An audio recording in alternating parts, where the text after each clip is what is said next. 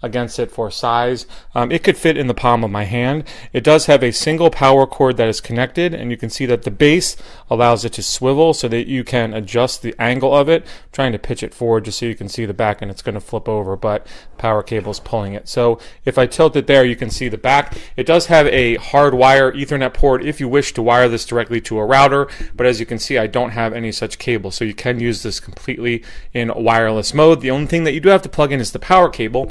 This power cable is quite long so that you'll be able to set it up almost anywhere.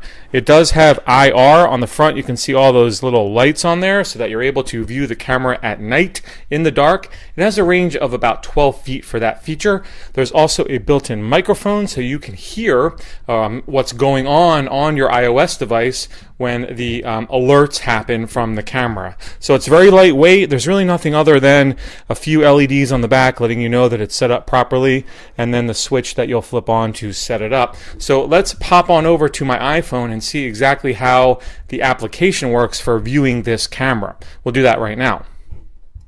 Alright, so in order to view the Swan camera on your device, you'll have to download a special app that is free. It's called Swan Smart, and it's right here. You can set it up to automatically log you in. Should you want to do that, you will have to create an account with Swan, and again, if you want to enter that information in every time you log in, or you can automatically log in. So I have the one camera, I'm calling it my cat cam. So if I want to view the camera, I just tap on it. It flips on over to landscape mode, I should say, and in a minute it will hopefully display the image. I have noticed that it does take a little bit of time in order to connect. You see it says initiating video, and it will take some time, but eventually will connect. Along the bottom there are 3 different buttons. One is video, one is photo, and one is sound off. So you have a couple options. As I mentioned in kind of the introduction, you can choose to subscribe to Swan's service where it will record events in the cloud for you. That subscription price is $6 a month. But you can also, if you don't subscribe, choose to use these buttons to record video and photos yourself. So if you happen to log in and unfortunately it's not receiving it, so let's go back and try this again. Again, I did run into this at times where it wouldn't connect, but let's see if it does it this time. So you can choose to record your own video and photos yourself from the buttons below. So if you happen to log in, and there you go, and see something going on in your home, you can press one of these and it will record that information directly to your device. So there's no pan or zoom with this. You really have one fixed angle to look at, and essentially that's it. Now, there are some additional settings within the app. I'll show you those real quick. I did find it a little bit difficult to access those. Apparently, to press this button gets them up, but it didn't always happen when I pressed that little button there. But essentially, you can choose the frame rate, the quality, the video size. You can see that the video quality isn't the greatest. The best quality that you can get is 640 by 480.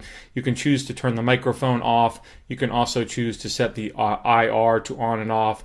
Here's where you'll see your events that are stored in the cloud if you subscribe to that. If you have other cameras, you can see them as well. There are some additional like sharing settings. If you want to share the camera with a friend or family member, you can do that as well. Let's just reconnect to it one more time there. And it does, like I said, once it initially connects, I was noticing it doing it a little bit faster, although that doesn't seem to be the case now. So there it goes, it popped up again. So you can make those buttons go away. You can see with the proper lighting, the video isn't terrible. It's just not the HD quality probably that we're all used to. So I think this product does work very well as advertised. It was a breeze to set up. Unlike the Ho-Ho-Kus camera I reviewed recently, which offers more features but was more difficult to set up, this thing, I set it up in a matter of minutes, and I have a feeling that anyone could set this camera up. You don't need to know about computers. All you need is an iOS device and you can do it.